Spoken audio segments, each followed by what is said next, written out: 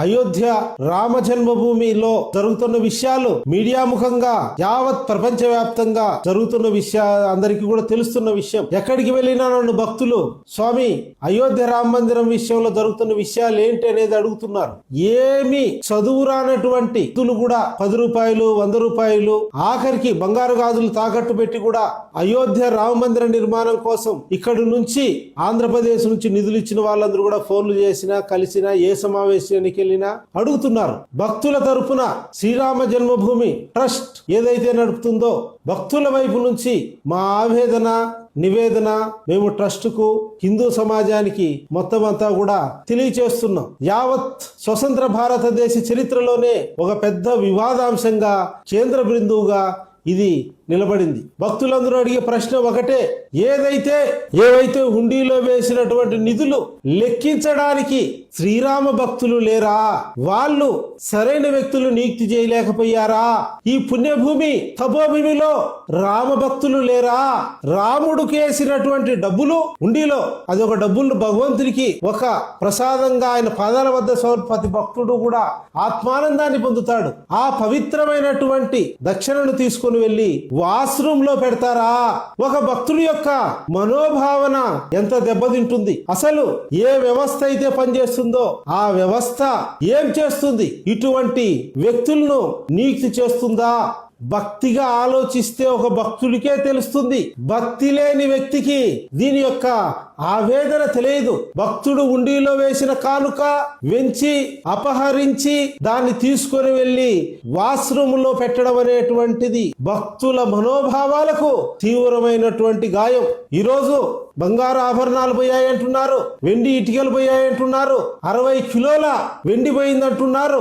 ఈ విధంగా దొంగలు కూడా దొరికారు. కానీ ఈ బంగారు ఆభరణాలు ఇవన్నీ కూడా పెద్ద విషయం కాదు. ఇవన్నీ కూడా తిరిగి మళ్ళీ సంపాదించుకోవచ్చు. కానీ అయోధ్య రామ మందిరంలో ఈ విశ్వాసాన్ని తిరిగి పునర్నిర్మించగలుగుతారా? భక్తుల్లో విశ్వాసాన్ని ఇది పూర్తిగా దెబ్బతీస్తుంది. ఈరోజు హుండీలో ₹1 డబ్బు వేస్తే అది దేవుడికి చేరుతుందా లేదా అనేటువంటి ఒక అపనమ్మకం కలిగేటువంటి పరిస్థితి ఉంది. కనుక ఈరోజు కొన్ని అరెస్టులు కొన్ని విషయాలు అనేటువంటివి కూడా మనము చూస్తున్నాం. మేము భక్తులుగా కోరేది ఏంటంటే ఈ పుణ్యభూమి తపోభూమి భారతదేశంలో రాముడి దగ్గర నిజాయితీగా పనిచేసే వాళ్ళు ఉన్నారు, భక్తులు ఉన్నారు.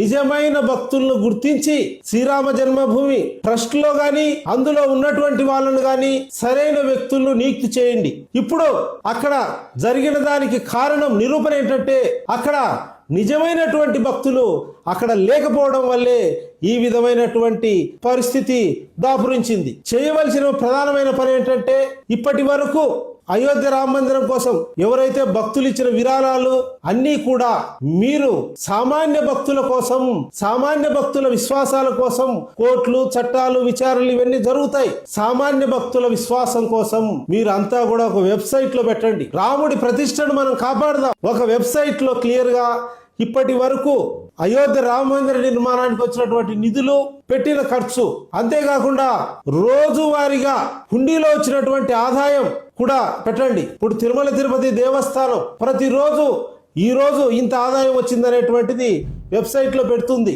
ఆర్థిక నిధులంతా కూడా తిరుమల తిరుపతి దేవస్థానం స్పష్టంగా వెబ్సైట్ లో పెడుతుంది. అయోధ్య రామ జన్మభూమి ట్రస్ట్ అడిగే ప్రశ్న ఏంటంటే మీరు ఇప్పటి వరకు కూడా విరాళాలు ట్రస్ట్ లో ఎందుకు పెట్టలేదు? అడిగే ప్రశ్న ఏంటంటే నిర్లక్ష్యం. ఇంకా కొన్ని వ్యవస్థలు నెలకొల్పలేదు, ఇంకా నెలకొల్పాలి. మీరు నెలకొల్పకుండా అది సాధారణంగా కట్టినటువంటి దేవస్థానం కాదు కదా. అయోధ్య రామ మందిరం అంటే యావత్ ప్రపంచ హిందువులంతా ఉత్తేజంతో కట్టుకున్నటువంటి ఒక రామ మందిరం.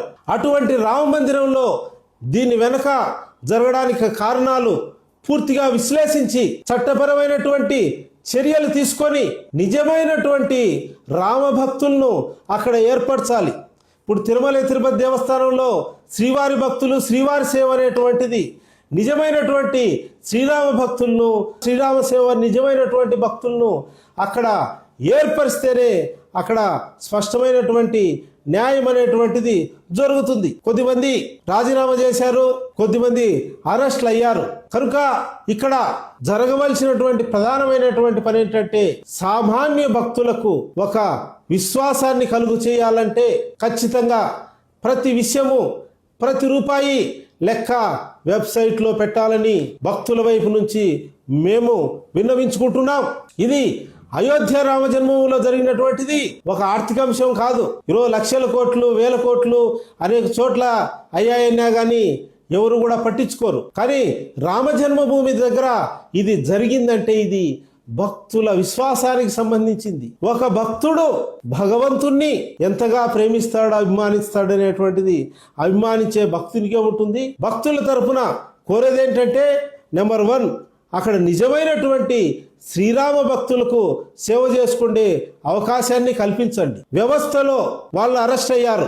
ఆ వ్యవస్థలో అటువంటి వ్యక్తులను ఎందుకు నియుక్తి చేశారు? నియుక్తి చేసేటువంటి వాళ్ళు ఎవరుండారు? దాని వెనక ఎవరుండారు?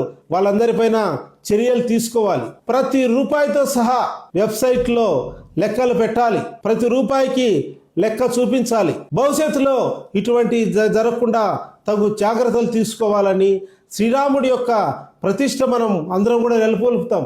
ఎందుకంటే శ్రీరామచంద్రుడు అజేయ రాజ్యాన్ని నిర్మించాడని మాత్రమే ఆయన అందరూ కూడా పూజించడం లేదు. ఆయన సత్యం కోసం నిలబడ్డాడు. రాజ్యాన్ని వదులుకొని అడవులకు పోయాడు. సత్యమే పరమోదిగా జీవించినటువంటి శ్రీరామచంద్రుడు కాబట్టి ఆయన్ను త్రేతాయుగము నాటి శ్రీరామచంద్రుడిని ఆదర్శ పురుషుడిగా మనందరం కొలుస్తున్నాం. మనం రాముడి వారసత్వాన్ని కొనసాగిస్తాం. మనం రామ మందిరం యొక్క ప్రతిష్టను కాపాడుకొని రాబోయే రోజుల్లో ఇటువంటి జరగకుండా భక్తులకు రక్షణగా నిలబడి భక్తుల్లో విశ్వాసాన్ని పెంచవలసింది ఈ విధంగా భక్తుల తరఫున నేను కోరుతున్నాను.